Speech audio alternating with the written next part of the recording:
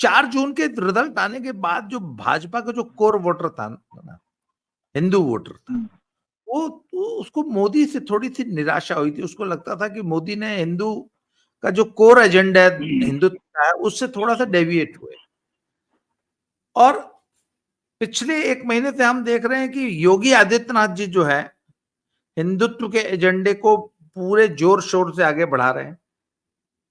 कांवड़ यात्रा पे जो नेम प्लेट सभी यात्रा मार्ग पर, उसको फिर एक्सटेंड कर दिया पूरे यूपी तक कि हर दुकानदार अपना नाम लिखेगा और क्या इंग्रेडिएंट्स खिला रहा है वो तीर्थयात्रियों को। और तीर्थयात्रियों को क्यों, मैं तो कहता हूं कि सभी नागरिकों को साफ शुद्ध सात्विक भोजन खाने को मिले। तो उसको एक्सटेंड कर दिया पूरे यूपी में, उसको एक्सटेंड कर दिया कुंभ तक।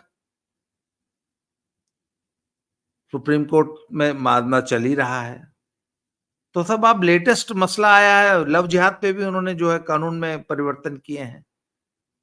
योगी जी तो लकीर अपनी लंबी करती जा रहे हैं। हिंदुत्व के कोर एजेंडा पर, हिंदुत्व के एजेंडे को योगी जी जोर शोर से पूरी शिद्दत से आगे बढ़ा रहे हैं। क्या कहेंगे आप? आपको नमस्कार, आपके दर्शकों को भी नमस्कार। देखिए, इसमें कोई दो राय नहीं है कि योगी आदित्यनाथ उस लकीर को लगातार न केवल बड़ी कर रहे हैं, बल्कि इतनी बड़ी कर रहे हैं कि बाकी लोगों को अब उस लकीर पर वापस चलना पड़ेगा। और ये केवल देखिए, कभी कभी छोटे राजनेताओं से बड़े राजनेता सीखते हैं और बड़े राजनेताओं का अनुसरण बहुत बार छोटे राजनेता करते हैं, और अच्छे काम की सराहना होनी चाहिए।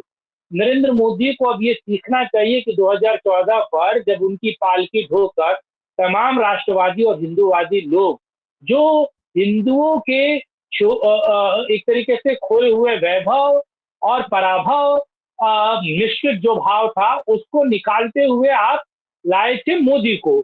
और मोदी जी उसके बाद सर्वजन खाए सर्वजन सुखा पाए और पता नहीं बड़ा पाव, वो तमाम तरह की चीजें कर रहे थे। एक आपको पता सर्वधर्म संभाव होता है, मैं उसे कहता हूँ सर्वधर्म वड़ा पाव। ये मैं इसको तो ये सर्वधर्म वड़ा पाव वाली चीजें मोदी जी कर रहे थे, लेकिन योगी जी ने कभी अपना ट्रैक नहीं नहीं, चेंज नहीं सर किया। बात भी सही है। हाँ, वड़ा पाव तो सभी को हाँ, पसंद आता होगा, क्या हिंदू क्या मुसलमान क्या नहीं। वड़ा पाव आपने खाया हाँ। है? मुंबई गए हैं आप वड़ा पाव? मैं बम्बई में मैंने काम भी किया है। एक इलेक्ट्रॉनिक चैनल है जो इंग्लिश का सबसे बेहतर चैनल है, उसमें मैं काम कर चुका हूँ। मुंबई में मैं रह चुका हूँ 1.5 साल, और वड़ा पाव और ये सारा कुछ मैंने मुंबई नगरी बेहतर तरीके से देखी है एक जर्नलिस्ट के तौर पर। वड़ा पाव खाया है मैंने, वड़ा पाव खाया। तो योगी आदित्यनाथ ने उस लकीर को अब इतनी बड़ी खींच दी है कि अब मजबूरी में मोदी को उस लकीर पर चलना पड़ेगा। अब ये सोचिए, 2017 से लेकर अब 2024 का समय है, कभी भी अनअपोलोजेटिक हिंदू के तरह ही योगी आदित्यनाथ जी के पॉलिटिकल कैरेक्टर्स उनके अंदर नहीं आई। उन्होंने सीधे तौर पर कहा, मुल्ला मौलानाओं को भी नसीहत दी और सीधे तौर पर कहा कि इन गुंडे माफियाओं को मिट्टी में मिला दूंगा। और उन्होंने सीधे तौर पर कहा कि साहब, मैं ये जो गर्मी दिख रही है इसको शिमला बना देता हूँ। तो ये कोई कह सकता है? ये मुझे बताइए, किसी भी राजनेता के बस का है ये सब कहना? और दूसरी चीज, आप सोचिए, अब वो लकीर को इतनी बड़ी कर रहे हैं कि उसके समान तमाम लकीरें छोटी होती दिख रही है। लव जिहाद के कानून में एक बहुत बड़ा ड्रामेटिकल चेंजेस है, जिन चेंजेस पे मैं आज आपसे बात करने वाला हूँ। आपको पता है, अगर लव जिहाद किसी बच्ची के साथ हुआ है, किसी युवती के साथ ऐसा हुआ है, तो पहले उस केस को रिपोर्ट कौन कर सकता था? उसको उसके परिवार वाले, वो युवती, या उसके परिवार का कोई मुख्य सदस्य उस केस को रिपोर्ट कर सकता था। लेकिन अब आप, मैं, उनके मोहल्ले का कोई व्यक्ति, उसके गली पड़ोस का कोई व्यक्ति, उसका दूर का रिश्तेदार, उसकी स्कूल का कोई व्यक्ति, कोई भी अब लव जिहाद के केस को रजिस्टर्ड कर सकता है। यानी कि आप सोचिए, एक लड़की है, उसके परिवार में कोई नहीं है, आप समझ रहे हैं? एक लड़की है, उसके परिवार में कोई नहीं है, माँ बाप मर चुके हैं, परिवार में कोई है नहीं। एक अब्दुल अब्दुल अब्दुल आता है, अब्दुल उसका मन फेरता है और उसके साथ लव जिहाद कर लेता है और साहब उसका धर्म परिवर्तन करा के उसको दीन दीन की दावत देता है। अब मान लीजिए ऐसा हो जाता है, वो महिला इस चीज को लेकर केस फाइल नहीं कर पा रही है या फिर एफआईआर नहीं करवा पा रही है, तो उसी के गली में कोई दूसरा रहने वाला भी इस केस को फाइल करवा सकता है। तो ये कितनी बड़ी स्वतंत्रता है। और जो हजारों लाखों बच्चियां इस इस केस में केवल इसलिए मारी जाती थी कि वो रिपोर्ट करने वाला उनके पास कोई नहीं था, तो ये बदलते हुए नियम से अब कोई भी रिपोर्ट कर सकता है, मैं और आप कर सकते हैं। अगर हम देख रहे हैं किसी बच्ची के साथ गलत हो रहा है, तो हम उसको बचाने के लिए, धर्म की रक्षा के लिए आगे आ सकते हैं। दूसरा, ये बहुत महत्वपूर्ण है, और उससे आगे अलहदा, लव जिहाद में 5 से मतलब न्यूनतम 5 वर्ष होती थी और अधिकतम जो है 15 वर्ष की उम्र कैद की सजा होती थी। लेकिन अब जो चेंजेस किए गए हैं, उस चेंज में ऐसा है कि 15 वर्ष से नीचे किसी की सजा नहीं है और अधिकतम 20 वर्ष है। यानी कि आप समझिए, आप सजा बढ़ा रहे हैं। आप लव जिहाद में एक और मान लीजिए आपने लव जिहाद कर लिया या किसी का धर्म परिवर्तन करवा लिया, उसको बहला फुसला के मार पीट के या कैसे आपने उसका, लेकिन आप उसको भोग नहीं पाएंगे ना, क्योंकि आपका केस होगा। पहले क्या होता था, इस पर मुचलका मिलता था, मुचलके पे लोग बाहर आ जाते थे, बेल ग्रांट हो जाती थी। लेकिन अब बेल की शर्तें यानी कि नॉन अवेलेबल हो गया है। अब लव जिहाद, ये सबसे महत्वपूर्ण पॉइंट है जो चेंज हुआ है। लव जिहाद अब नॉन अवेलेबल हो गया है, यानी कि इसमें बेल नहीं मिलेगी। बेल एनएसए के तहत ही समझिए, जैसे एनएसए में बेल नहीं मिलती है, वैसे लव जिहाद के प्राणियों को, ऐसे दंगाइयों को अब बेल नहीं मिलेगी। तो अब उन्हें दर दर की ठोकरें खानी पड़ेंगी। क्यों? और उनका अब देखिए अभी मैं जो चेंजेस है, इस चेंजेस को समझाने की कोशिश कर रहा हूँ आपसे समय लेते हुए। देखिए, पहले आपने क्या किया, आपने कहा कोई भी रिपोर्ट कर सकता है। दूसरा, आपने कहा कि साहब सजा बढ़ेगी 20 साल। तीसरा आपने क्या कहा, आपने कहा कि साहब बेल नहीं मिलेगा। यानी कि उस पूरे इकोसिस्टम को तोड़ने की बात कर रहे हैं आप। उस पूरे इकोसिस्टम को तहस नहस करने की बात योगी आदित्यनाथ कर रहे हैं। और सबसे महत्वपूर्ण और खास बात, अगर पता चलता है कि किसी युवक को किसी मदरसे के मस्जिद के मौलाना ने या किसी नेक्सस ने या बड़े किसी, आपको पता है केरला में ये होता है, लव जिहाद सबसे पहले हाई कोर्ट के जजेस ने और वहां के ईसाइयों ने इस शब्द को टॉस किया था, लव जिहाद को।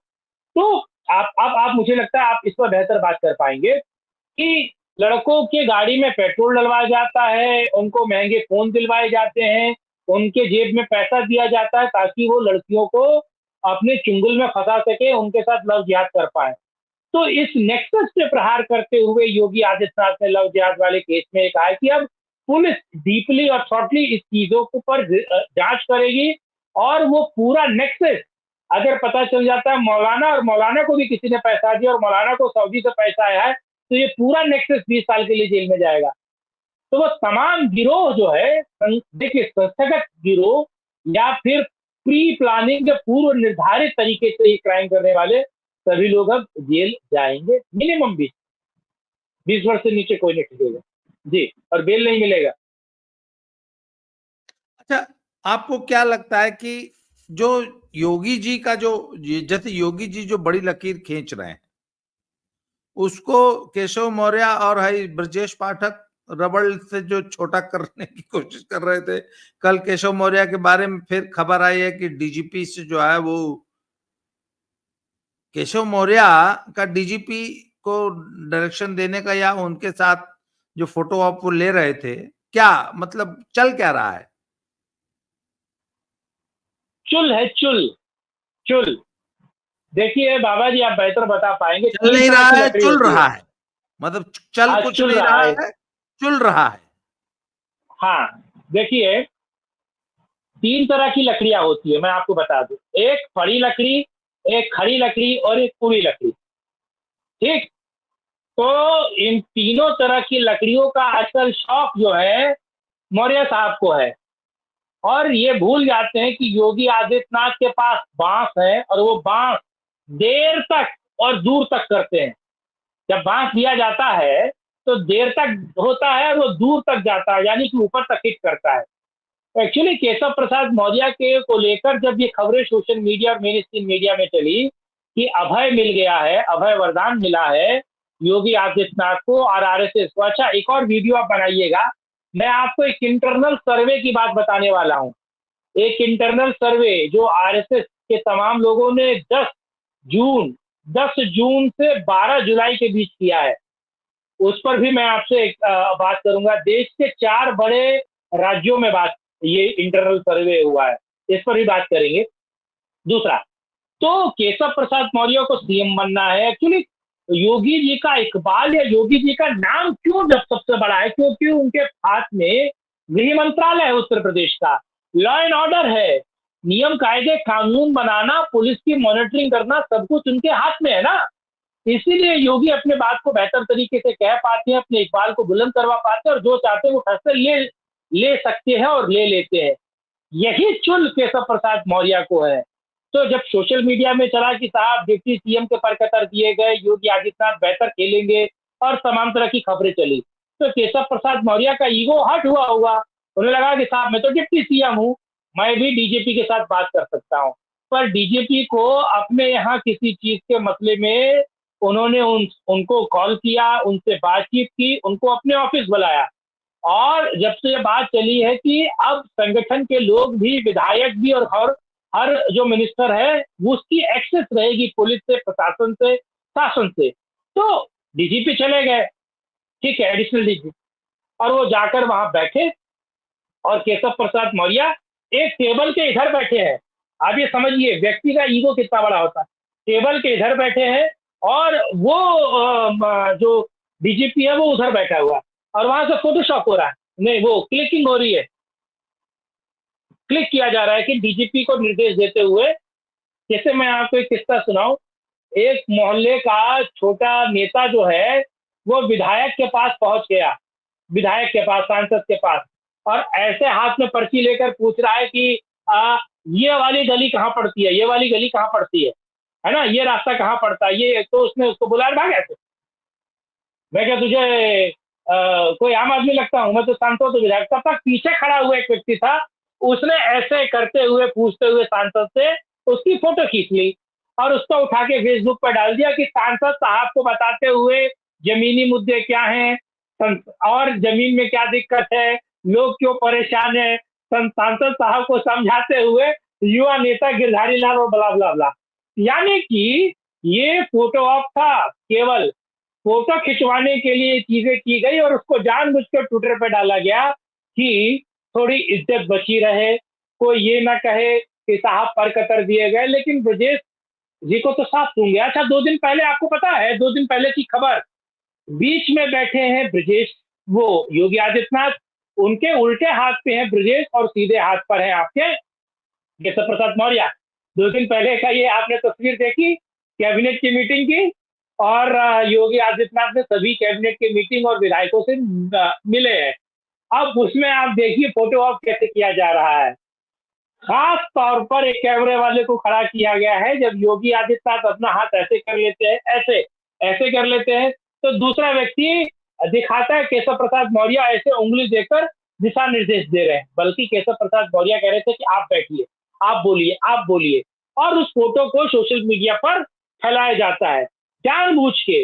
जैसे आपने देखा कि तमाम जो सीएम है वो दिल्ली में मिलते हैं और ये दिखाया जाता है कि योगी आदित्यनाथ ने मोदी को नमस्ते नहीं किया और ना अमित शाह को नमस्ते किया, ये दिखाया जा रहा है ना, वीडियो चलाया गया ना। लेकिन कैमरे का दूसरा एंगल देखेंगे तो योगी आदित्यनाथ नमस्ते कर चुके थे मोदी और शाह को, और शाह और मोदी जी भी हाथ अभिवादन स्वीकार कर चुके थे। तो केवल ये फोटो ऑफ है जो जानबूझ के किया जा रहा है ताकि किसी का गर्व, किसी का ईगो सेटिस्फाई हो पाए और इनको ये ना कह पाए कि योगी ही सब कुछ है, योगी ही सर्वे सर्वा है। जी।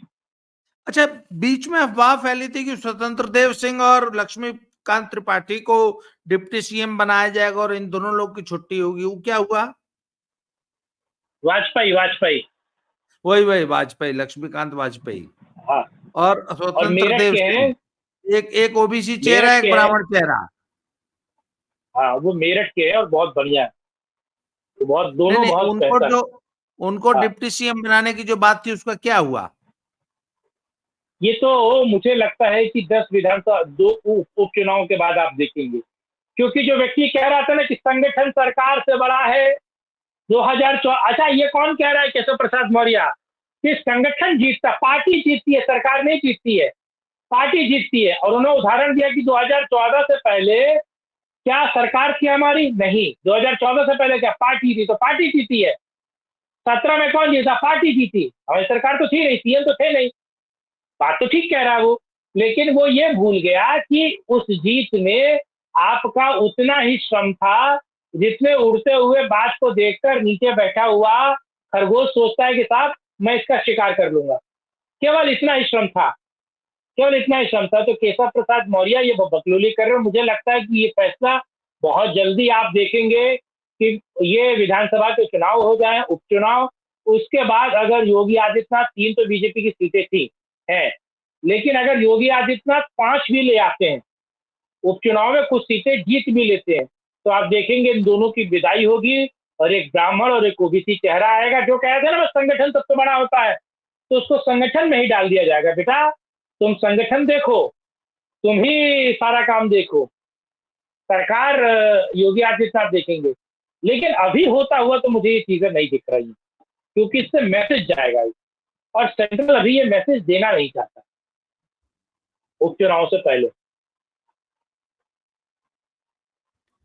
तो श्रीकांत जी, उत्तर प्रदेश पे हमारी नजर बनी रहेगी। हम लगातार उत्तर प्रदेश पे चर्चा कर रहे हैं, पिछले कई दिनों से लगातार कर रहे हैं।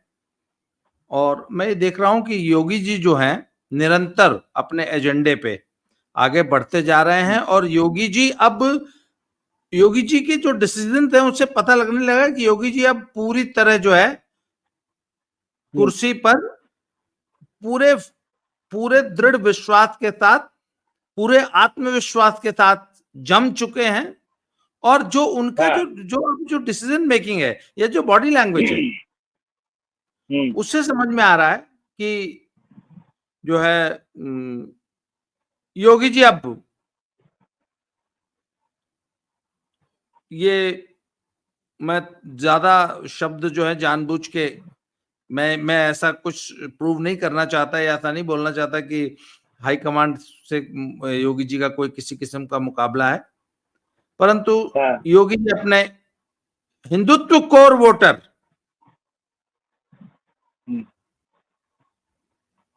को एड्रेस कर रहे हैं बहुत कायदे से। और जो हिंदुओं में जो निराशा का भाव पैदा हुआ था वो अब धीरे धीरे छट रहा है। तो सब आगे देखते हैं, क्या होता है। जो मुझे आज के लगता है लिए जो होगा ऐसा ही होगा। आज के लिए सर आज के लिए इतना ही। हाँ, लेकिन इंटरनल सर्वे पर एक बात कीजिएगा, और केशव प्रसाद मौर्य को सिराथू से पीटने वाली जो समाजवादी पार्टी की के साथ गठबंधन वाली जो विधायक है, उसके साथ योगी ने क्या खेल किया है, उस पर भी एक बात करेंगे। तो आज के लिए इतना ही सर, बहुत बहुत धन्यवाद। अगले वीडियो में फिर से मिलते हैं। Thank you very much ji.